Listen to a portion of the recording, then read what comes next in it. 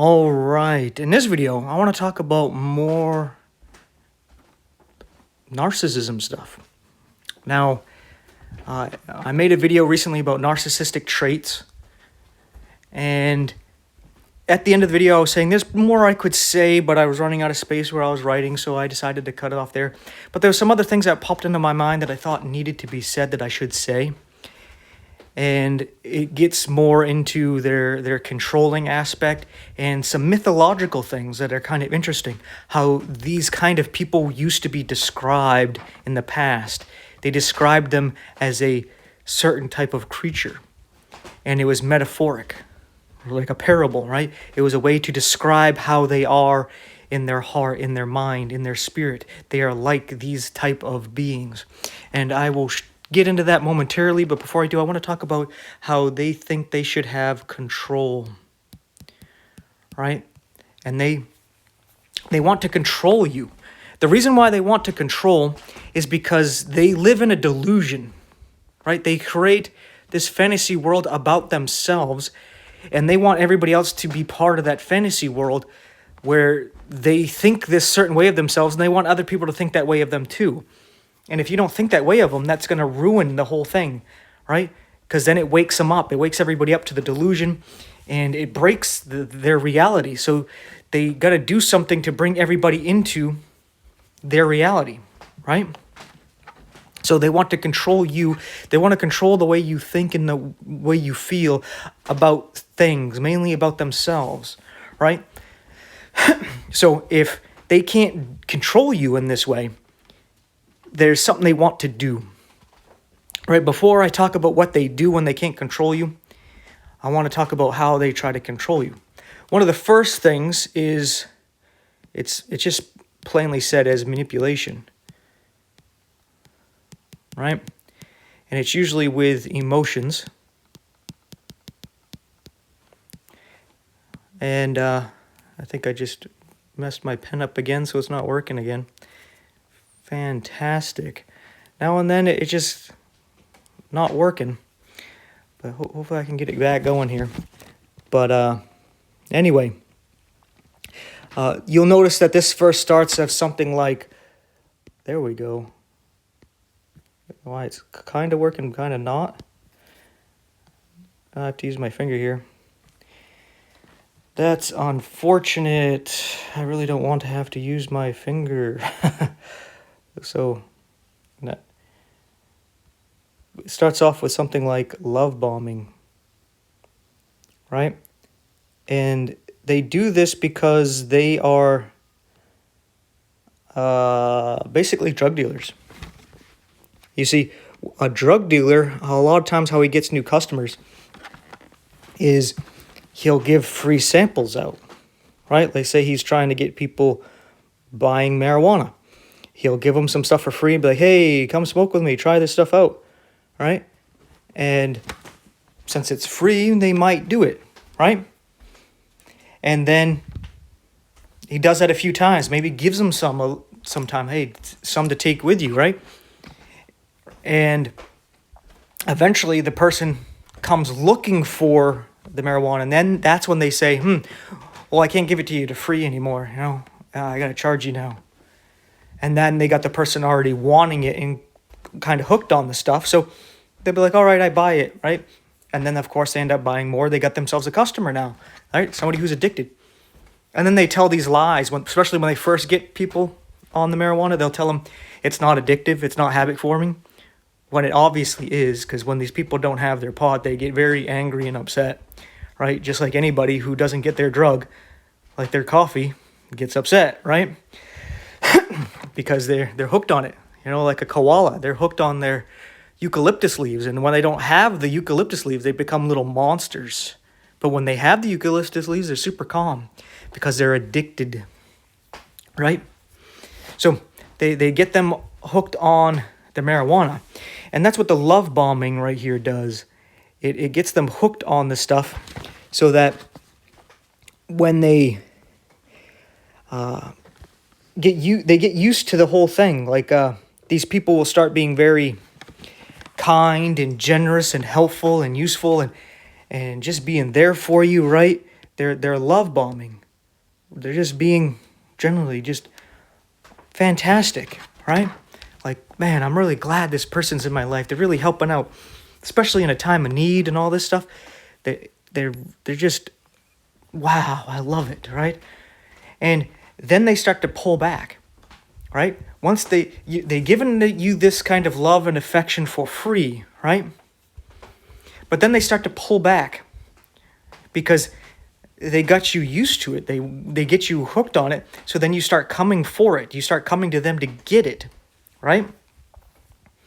And then they start making you work for it, right? You want that same kind of affection. Well, it's your fault that you're not getting it. So you need to make these changes about yourself so that you get the same love bomb effect that you were first getting, right? And also during this love bomb phase, when they're doing these emotional manipulations here, they're also doing these things.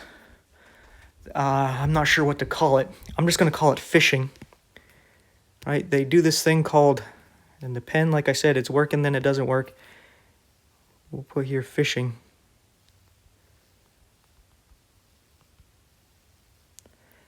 And basically what this is they're just trying to get dirt on you, right? To see if you start to open up to them. They try to get you to open up about things that you normally probably wouldn't talk about, but they try to get you to talk about it, feeling comfortable about it, right? And it's so they can have dirt on you, something to use if there's ever an argument, they can throw it in your face, right? So they're making you feel comfortable with them because they're love bombing, but they're also trying to get you to expose something, anything, even if it's nothing bad, just something you're insecure. You're insecure about something about your looks, whether it's your hair, your size, your shape, your age, your intelligence, whatever it is. Even if it's not even real, it's something that's just in your mind. They try to take that and use that later on. They'll be like, oh, this is something that bothers them, right? I'm going to use that. So if I ever want to either piss them off to gaslight them, I can use that. Or if I want to get them to shut up about something about myself, I'll just say, well, look at this about you, right? Because they know there's stuff about them that you're going to call out. So they have to find something on you to get you to shut up, right? Because it's all about control. And this is how they do it. And then they get you hooked on that, like I said, the love bomb. And that's usually the first thing. And after you're already hooked into this stuff, and they got their hooks in you, and then the manipulations tend to change, right? Because now they never really wanted to love bomb you. They just did that to get you hooked to them. They want you to be their emotional punching bag. They want to just use you to complain to. They want to use you to beat on, right? When they have a bad day because of their boss, because of whatever in their life, they don't feel like a good person. They're going to take it out on you because it makes them feel better about themselves because they're above somebody. They're above you, and that makes them feel good to be above somebody else.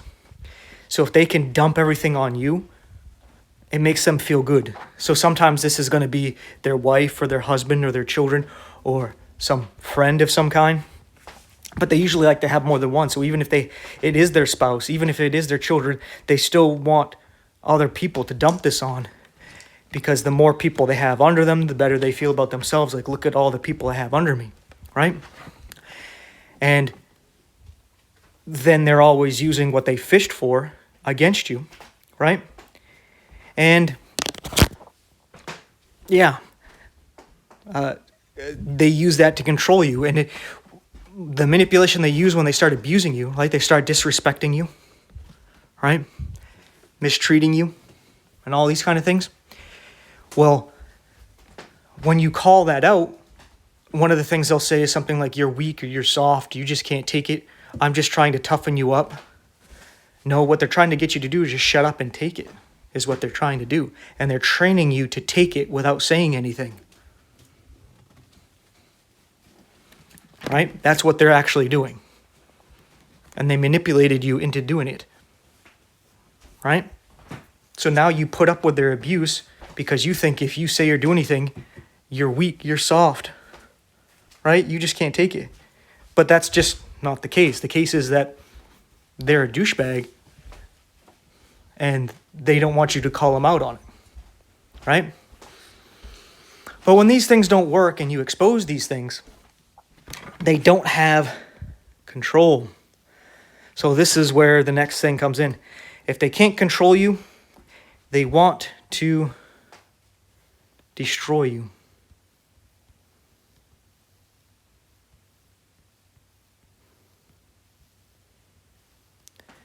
Now it's a little bigger because I have to use my finger now. And it's not necessarily like, oh, they want to end your life, even though they wouldn't mind. They wouldn't mind driving you to do that to yourself, right? Right? If they can't control you, if they could, they would try to push you to take yourself out, right? You can't say certain things online for some reason, but you know what I mean, right? They want you to off yourself, right? But they can't do that. How they try to destroy you is by talking to others behind your back and spreading rumors. I think I talked about this the last time in narcissistic traits, where they're not going to confront you face to face. They're not going to say the things about you they want to say while you are there. But behind your back, they're going to just plant rumors that, I don't know, that you're a thief, you're an adulterer or adulteress, you're abusive to your spouse, your children, anything that's going to bother people, to get people fired up, right? You're a womanizer, you're secretly gay, you're or bisexual or something like that, or whatever they can use, that whoever they're talking to, whatever bothers them, that's how they'll twist it to, right? So if you're talking to some people who are like, let's say family members, they will try to make it sound as though, I can't think of something off the top of my head, to be honest. Like, you don't really care about your family or something like that. They try to twist things like that.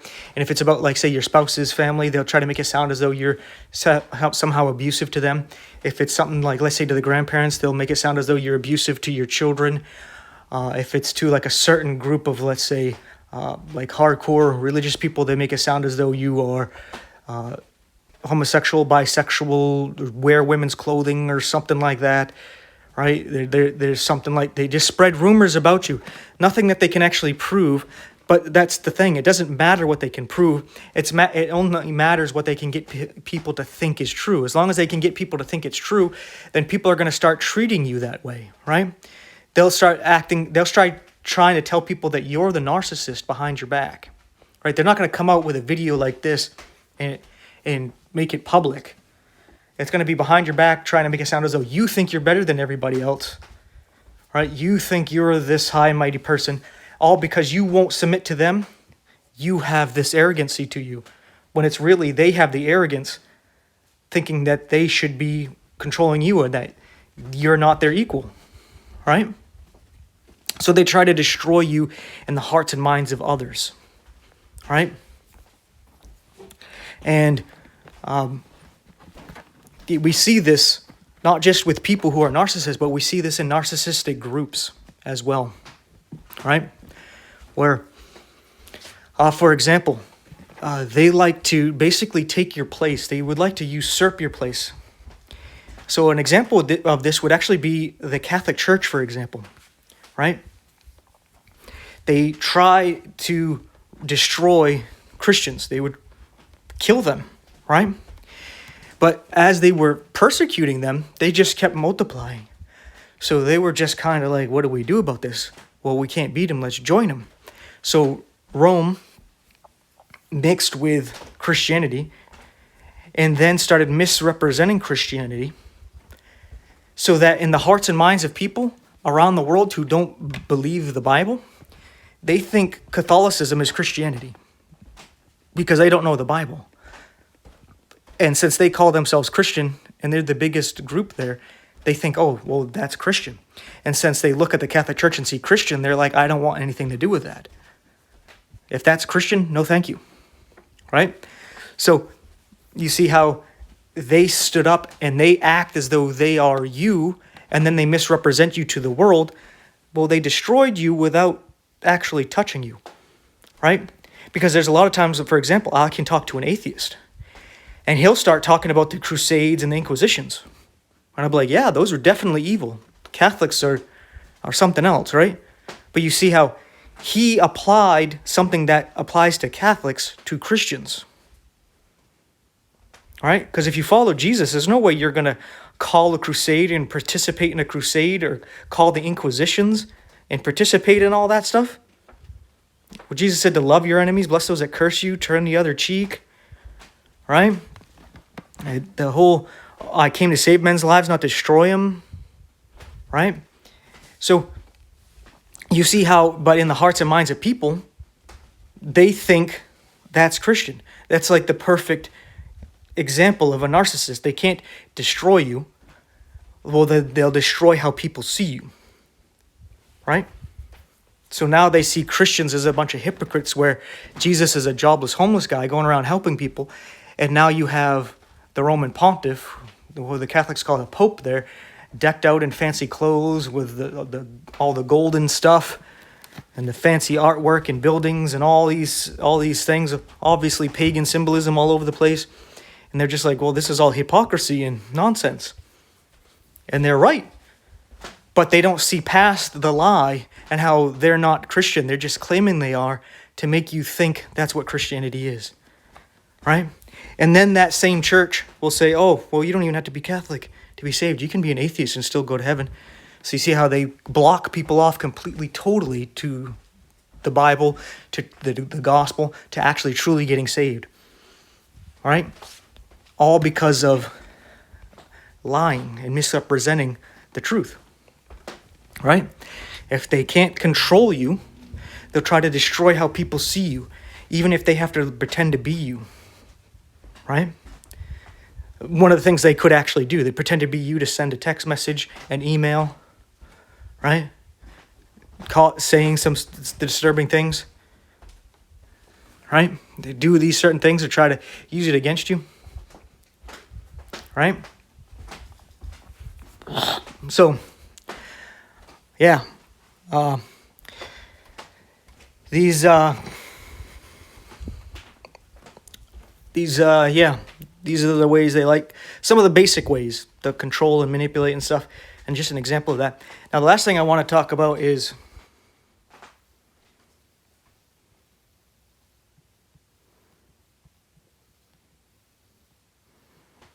vampires. I was like, yeah. You see how they used to describe people with NPD or narcissism back in the day was as vampires.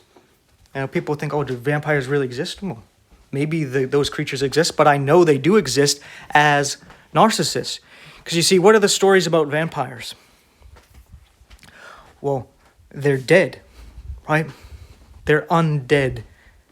It's like they don't have a soul. So they don't really have a heart. They don't really care about others. They lack empathy and compassion, right? And how do they end up getting victims? They always come in the night, in the darkness, because the light, the truth, right? If they were ever in the truth, in the light, it would burn them and they would burn up in ash. So they have to come into darkness, into shady situations, and they have to use hypnosis, right? NLP, some kind of form of manipulation to manipulate you to do and say things you normally wouldn't say and do to get you under their power, right? And how they feed off of blood is because they don't really have any life in themselves, and they see life in others, and they want to take that from them, right? They want to drain the life out of others, right? This is a story about narcissists. That's what vampires are. Narcissists. How they have no reflection because they can't see themselves. They don't want to look at themselves. So when a narcissist looks in the mirror, we may think of, oh, they think of themselves as so great and wonderful. And that's exactly it. They don't have a reflection. What they see in any kind of mirror is perfection, right? They don't see the truth. They don't see the evil things they say and do, They don't accept it. It's always somebody else's fault, always somebody else's problem. They can't see themselves. That's why they have no reflection.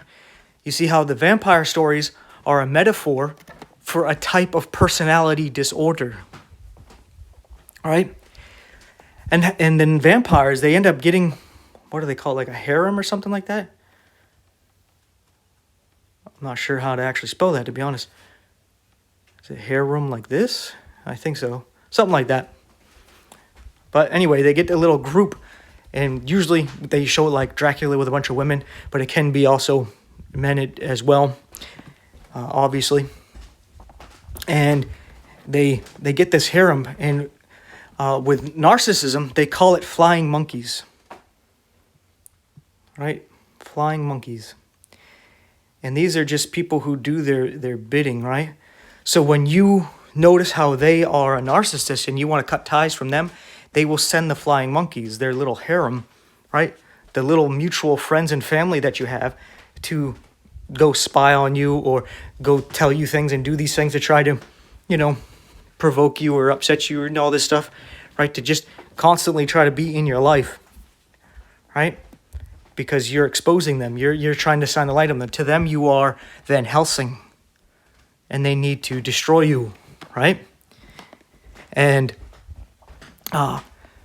in the stories, if you kill the head vampire, you can set the people free, right? And that's just what happens with a narcissist. If you're able to take out a narcissist, right, you expose them. Not you take them out like the stake to the heart kind of thing. You take them out by bringing the light of the truth of how they are a narcissist, how they don't care about anybody else. They only care about themselves, and they're manipulating everybody and trying to get them to be like them, right? Keeping them under their thumb while they suck the life out of them, right? And how they love bomb and they use all these stuff to blackmail them. You expose how they're doing all this. That you put them to death, right? You put the stake in the heart. Well, then the harem, the flying monkeys, that spell can be broken, and they see the narcissists for what they are. They can break free, and their soul can then prosper again. They can come back. But the head vampire has to be taken out. The narcissist that turned them needs to be exposed. So I felt like bringing that up. So if you have a narcissist in your life and they've infected family and friends, you expose them, it has a chance to set them free where they're not under the spell anymore. The hypnosis has lifted, right? But it's all about them also accepting the truth, right? Because the narcissist is going to fight that tooth and nail. Like, it's not true, even though it's blatantly obvious that it's true. Right? So I just wanted to make this add-on to the video I just made about narcissistic traits.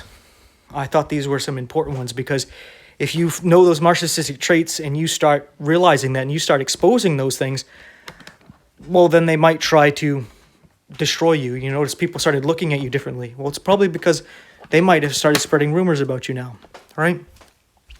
All these different things happen is because they're behind the scenes manipulating and lying. Right?